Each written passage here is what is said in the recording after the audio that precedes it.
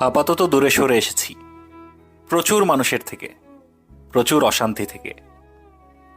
আপাতত কথা বলতে চাই না, কারোর সাথেই না। আপাতত চাই না কেউ আমায় বুঝুক, এক্সপ্লেনেশনও দিতে চাই না, মিথ্যা শুনতে চাই না, বাহানা চাই না, অবহেলা চাই না।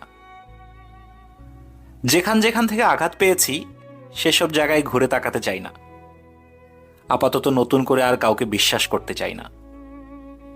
একটু ভালোবাসা পাওয়ার লোভে এ দরজা ও দরজায় আর হাত পাততে চাই না।